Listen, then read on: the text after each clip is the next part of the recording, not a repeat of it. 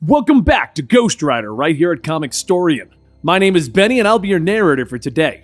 When we last left off with Ghost Rider 1 and 2, Johnny Blaze is currently the king of hell and he let a lot of demons out of hell. He went to Earth to try and track them down and tried to enlist the aid of the on-Earth Ghost Rider Danny Ketch. When Danny refused to help out Johnny, well, Johnny stole his powers and dropped him into the icy waters below. If you want to get more Ghost Rider after this, don't forget to like this video and hit that subscribe button. And don't forget we have a Patreon where you get early access to all of our videos, patreon.com/comicstorian. But you know what? Enough about those plugs. Let's do issues 3 and 4. Danny can feel himself sinking. How long has it been? Seconds? Minutes? But before he could go any further, a hand reaches out, grabbing him, pulling him back to the surface. Caretaker throws Danny over the fence and begins to push on his chest to remove the water that has filled up his lungs. And as he coughs it up, he groans. Damn it! You could have broken a rib! Caretaker tells him that he is welcome for having saved his life. Now get up. There's a war coming, and he's going to be the only one who can stop it. Later, back at his bar, Danny grabs a bottle, sitting down, stating to run it by him again.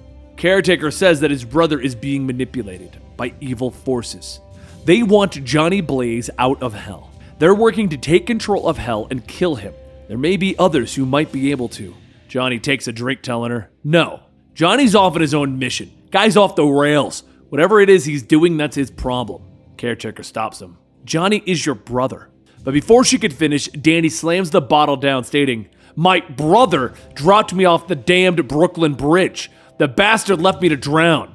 If anyone thinks that I'm going to lift a damn finger for him, they're sadly mistaken. I wanted nothing more than to get rid of the spirit of vengeance, and now that he has finally taken it out of me, someone wants me to go rolling back into the heaven versus hell thing? No, Consider this Ghost Rider retired. Caretaker slams her hands down, stating that Johnny is not in control. He's infected by hell. It's impacting the way that he thinks. It's corrupting him, rotting him from the inside out. It's at that moment that her words remind Danny what his mother once said. He has to stop him. Johnny has gone mad with power. Danny pauses for a moment and then gets up, stating that he has to use the restroom. After a few moments, Emma says that he's not coming back. He does that to her all the time. Later, outside of a Long Island home, Stacy pulls up when she hears someone calling to her. She goes for her gun, and that's when she sees Danny, and she tells him that he could have been shot for sneaking up on her. Seriously, she has a gun. Danny scratches his head, telling her, well, yeah, I didn't mean to scare you, I just need to talk to someone. Stacy says, well, yeah, whatever it is you have to say can wait. I have questions, lots of questions, and you're gonna shut up for a minute and answer them. A cop was killed. His name was Humboldt. He was a bit of a jackass, but he was one of our own. I watched a Ghost Rider rip him to shreds. Now I know it wasn't you, it was the other one, so tell me what I can do to stop this. Danny waits for a moment. That's Johnny, my brother. He was the one on the boat. But there's something else. He's been in hell, literal hell. He's running the place and something's wrong with him now. Stacy asks if there's a way that Danny can stop him, and Danny tells her that he's not sure. Johnny took the spirit of vengeance out of him. He's no longer a Ghost Rider. All he ever wanted was to be rid of it because of what he had lost over it, and this is his chance to get back to a normal life. Stacy looks Danny dead in the eyes, telling him that he didn't lose her because of the spirit of vengeance. He lost her because he wasn't being honest. She knows that he's trying to protect her and that his heart is in the right place, but hiding everything? Either way, if there's a way for Danny to stop Johnny, he needs to do the right thing and make it quick before anyone else gets hurt. As Danny calls a cab, the caretaker speeds up on her bike, asking if he found what he's looking for. Danny thinks to himself that if he just gets in the cab, he could forget about all of this. He could be free of it all. He pauses for a moment and then looks up. Yeah, I did. So Danny tells the cab driver to go on and then hops on the back of the caretaker's bike. Meanwhile, over in Utah, two demons make their way to Vegas when one gets bored and decides to breathe fire on a passing car. The driver shouts to knock that crap off. They're supposed to be inconspicuous. And the passenger demon laughs. Lighten up. I haven't been out for a few thousand years. I'm gonna live it. But before he could finish his drink, a chain wraps around his neck and he's pulled out of the car. Johnny stomps on his bike, stating, I would like to thank you. While the rest of the demons have hidden themselves, the two of you are just out in the open, making this job a whole lot easier. The demons say that they're just having fun. They didn't mean anything by it. Mephisto let them do this all the time. And Johnny pulls the demon close, giving him the damnation stare. I'm not Mephisto. Hell's got a new boss.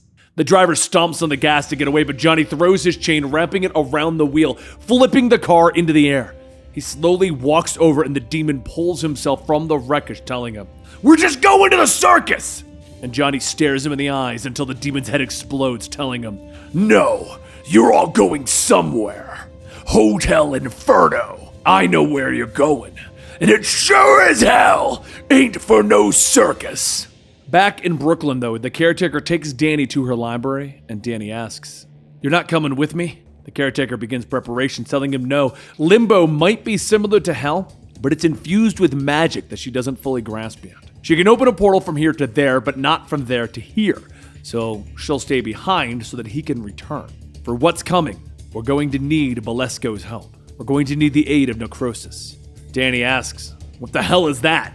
And the caretaker responds that it is a being powerful enough to go toe-to-toe with the spirit of vengeance, imbued with the total power of hell.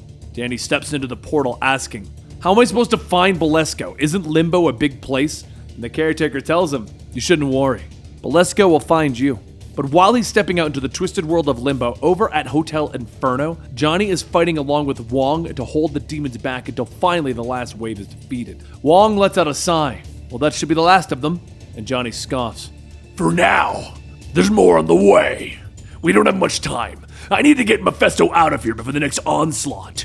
Wong grabs Johnny by the shoulder, telling him, "I am sorry, but Mephisto stays."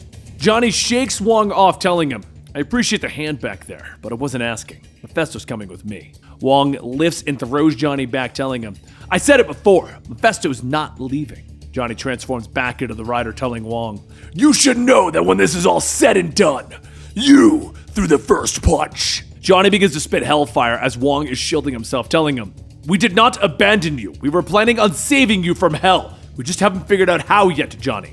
Johnny asks, "So you just left me in hell for what felt like centuries? Centuries with no rescue, no contact."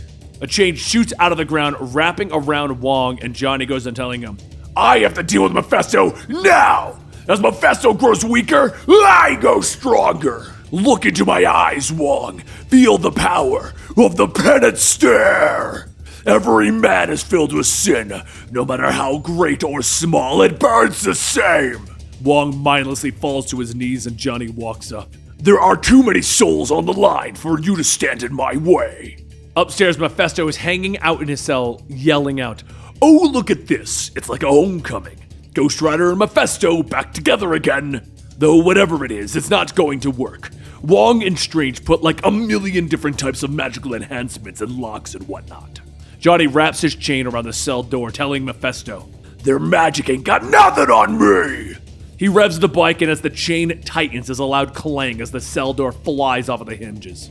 Back in Limbo, Danny wanders through the desolate land as he comes upon a large mound. He climbs up it, but as he reaches the top, a large rock golem shouts, "Halt!"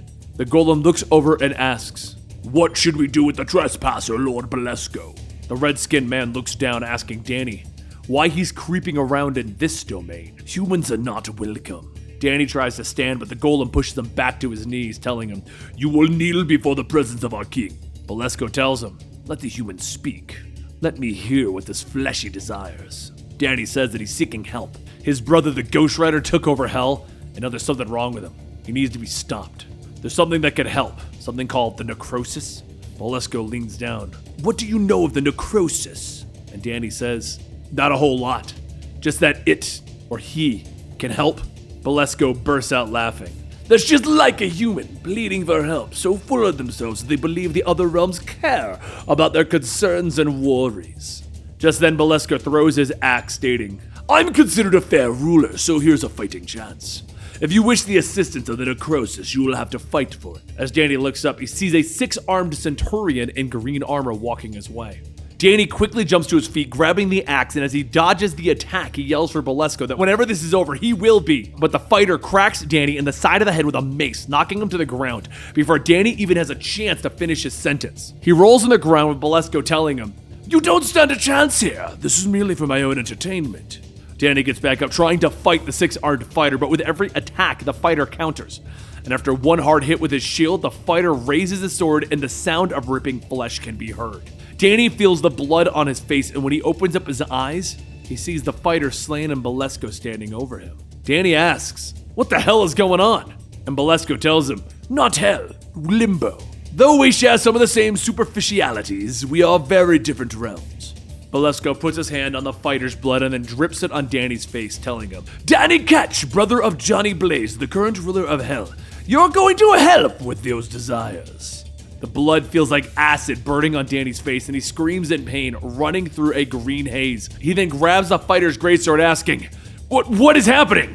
And Bolesco tells him, "Congratulations! You belong to me. You are my spirit of corruption." Well, this is an interesting turn of events, isn't it, my dear viewers? Yes, so Johnny Blaze is evil and the Ghost Rider, and the Spirit of Corruption is a new way to do Danny Ketch. If you've been paying attention, they've killed off Alejandro over in Absolute Carnage, Danny Ketch is now the Spirit of Corruption, and Johnny Blaze is the Ghost Rider, and they're just kind of leaving Robbie Reyes off in his own corner. But it looks like they're currently cleaning up the Ghost Rider lore, which I'm a huge fan of because I love Ghost Rider. But what do you guys think? Let me know in the comments down below what you think of the Spirit of Corruption. Don't forget to follow us on Twitter at Comicstorian. Hit that like button and go to our Patreon, patreon.com/Comicstorian. And I will see you in the next episode of The Ghost Rider.